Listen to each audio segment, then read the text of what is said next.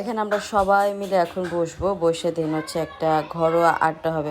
ঘরোয়া কি বলে এটাকে, হয় না যে খাওয়া দাওয়ার একটা পার্টি সার্টি, সেই পার্টি সার্টি চলতেছে।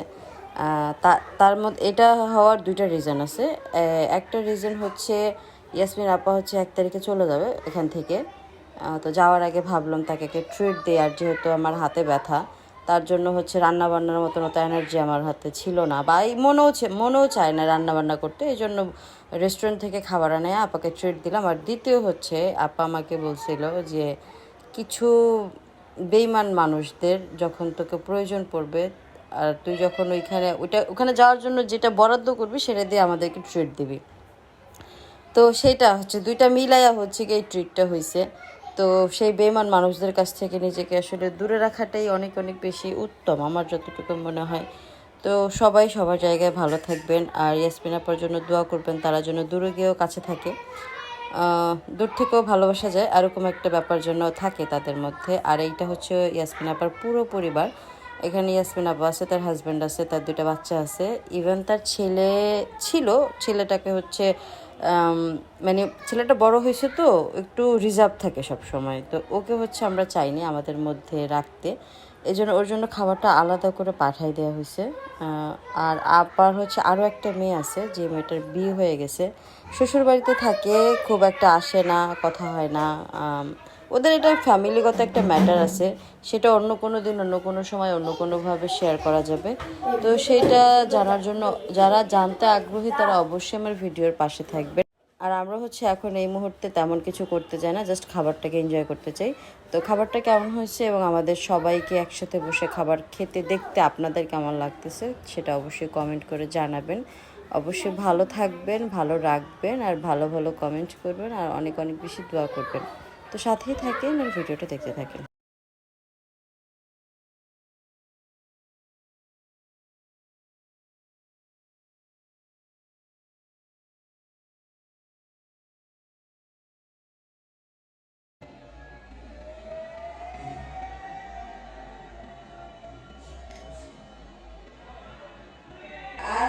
আসসালামু আলাইকুম, কেমন আছেন আপনারা সবাই?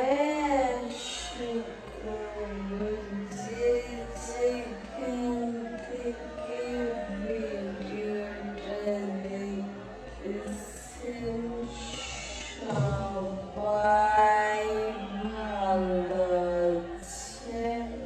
আমিও আলহামদুলিল্লাহ ভালো আছি। একটা নিউ ব্লগে চলে এলাম। ব্লগটা একদম সকালবেলা, খুব ভোরে ভোরে শুরু করলাম। আমি আজকে অনেক ভোরে সকালবেলা ঘুম থেকে উঠছি, অনেক ভোরে উঠছি।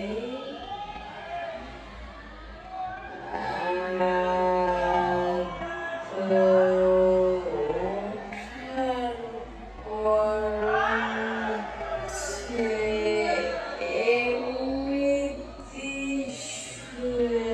শুয়েছিলাম, কোনো কাজ ছিল না, কোনো ইয়ে ছিল না। আমি জাস্ট শুয়েছিলাম। আজকে হচ্ছে আমার বাসায় অনেক কাজ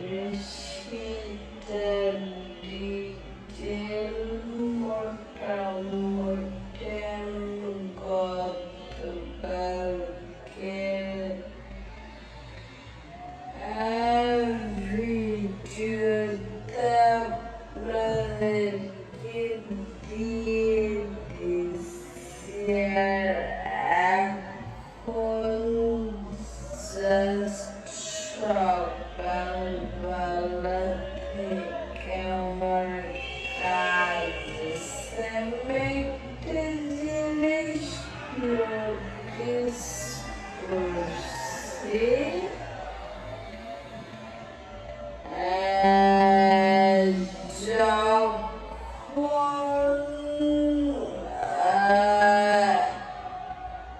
এরকম হয় আমার মাথার মধ্যে কোনো টেনশন থাকে, যেমন সকালবেলা ঘুম থেকে উঠতে হবে বা কোনো কাজ আছে বা আমার কিছু করতে হবে সকালবেলা, তখন অটোমেটিক্যালি আমার সকালবেলা একদম যে সময়টা আমার প্রয়োজন ঘুম থেকে ওঠার দরকার, ওই সময়টা একদম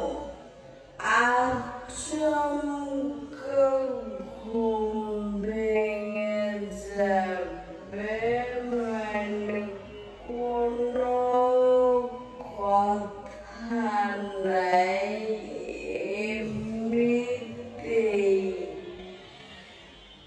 এমন না যে আমার অ্যালার্ম দিয়ে রাখতে হয়, এমন না যে কেউ আমাকে ডাকে, এমন না যে কেউ আমাকে ফোন দেয়,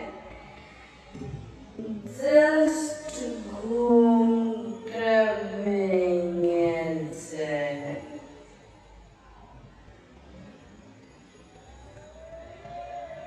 তো এই জন্য মনে হলো যে আসলে কেউ যদি মাইন্ডসেটটা পুরো ঘুমায় রাতের বেলা, যে আমার এই সময়টা উঠতে হবে, অটোমেটিক্যালি তার ওই সময়টাতে ঘুম ভেঙে যায়। এটা অনেক দিন এরকম প্রমাণ পেয়েছি, এটা একদিন দুই দিন হয়নি, অনেক দিন হয়েছে, যার বাজার করছে আমি আপনাদের সাথে শেয়ার করলাম। তো সকালবেলা ঘুম থেকে ওঠার পরে যে দৃশ্য আপনাদের সাথে শেয়ার করবো, সেটা খুবই সুন্দর, আর তারপরে হচ্ছে আমি আমার ঘরের মোটামুটি সব কাজ শুরু করে দিব, কারণ যেহেতু আমি একা বাসার মধ্যে, আর আমার বাসার মধ্যে অনেক কাজ, আমি অসুস্থ থাকার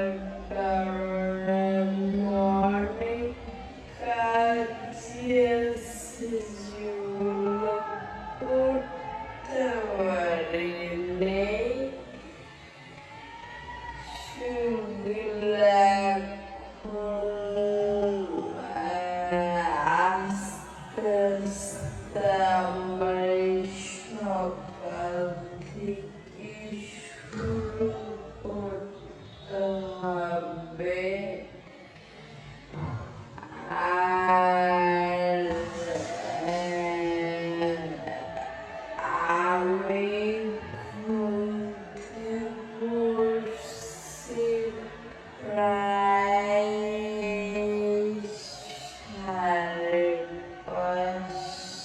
5:30-6টা বাজে উঠছি আর এখন হচ্ছে বাজে 9টার মতো 9টা এখনো বাজে নেই 8:30 প্লাস বাজে হয়তো 8:40-এর মতন বাজে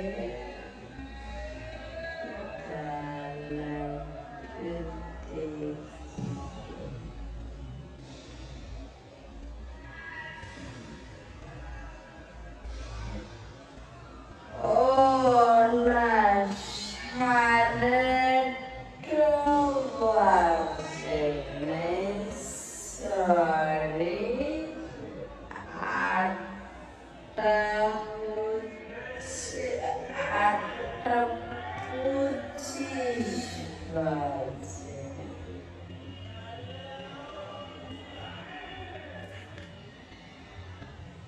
তো এখন হচ্ছে আমি থেকে আমার বাসার বাইরে একটা দৃশ্য দেখাবো যেটা আমি প্রতিদিন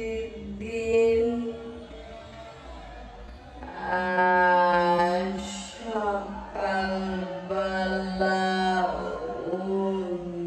যদি কখনো উঠি প্রতিদিন দেখার সুযোগ হয় আমি চাইলে দেখতে পারি বাট আমার দেখা হয়নি এই জন্য যে আমি ঘুম থেকে উঠে না আমি একদম ভিতরে রুমে ঘুমাই তো যদি এই রুমটাতে ঘুমাইতাম আমি এখন যে রুমে দাঁড়াই কথা বলতেছি এই রুমে যদি ঘুমাইতাম তাহলে দৃশ্যটা প্রতিদিন দেখতে পারতাম এত বেশি আলো আমার ঘরে ঢুকে যে কোনো মানুষের অটোমেটিক্যালি ঘুম ভেঙে যাবে তো দৃশ্যটা আপনাদেরকে দেখাই খুব সুন্দর একটা দৃশ্য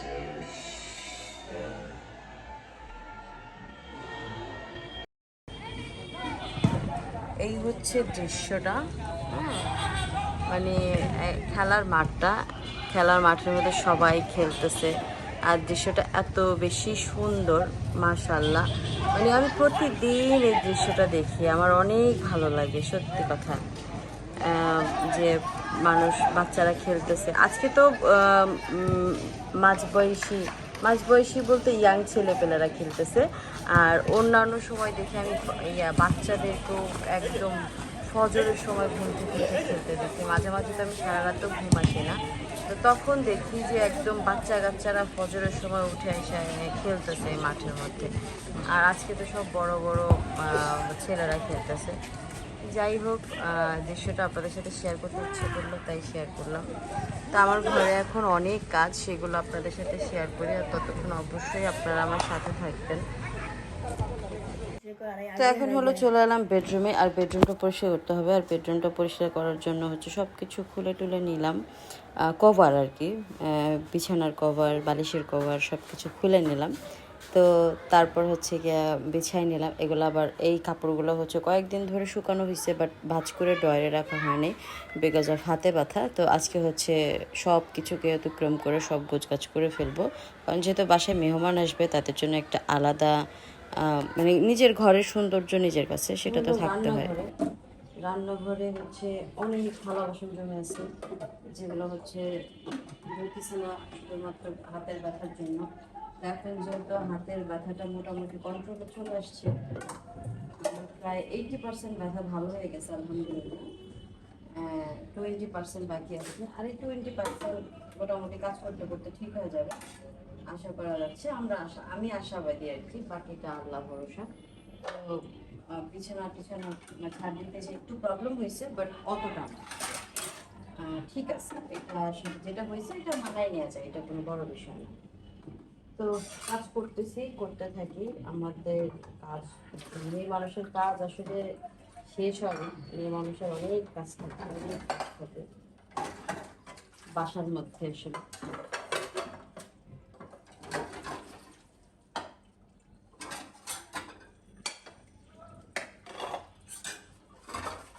আর যেহেতু আজকে বাসায় মেহমান আসবে, তার মানে আজকে আরো বেশি কাজ।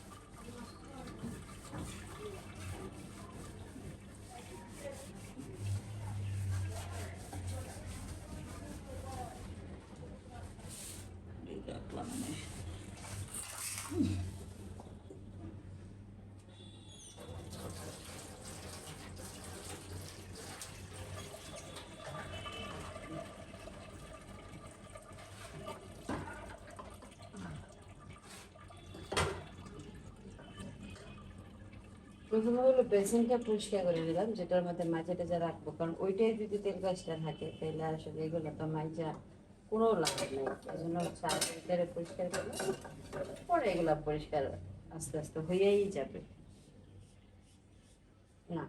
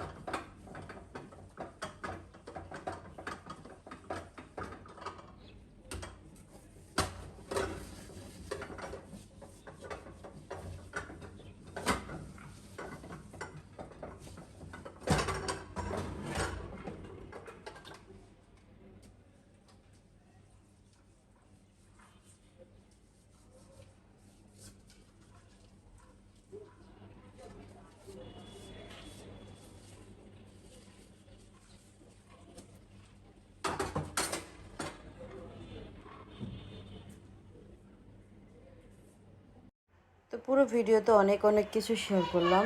আর এতক্ষণ ধরে আমার সাথে থাকার জন্য অনেক অনেক বেশি ধন্যবাদ। সবাই দোয়া করবেন যাতে সব বাধা বিপত্তি পেরিয়ে নতুন করে নতুন জীবন শুরু করতে পারি। আর ততক্ষণ অবশ্যই আমাদের সাথে থাকবেন, আমাদের জন্য অনেক অনেক অনেক বেশি দোয়া করবেন যাতে জীবনের প্রত্যেকটা দিন প্রত্যেকটা সময় এভাবে ভালো কাটে। সবাই ভালো থাকবেন। আল্লাহ হাফিজ।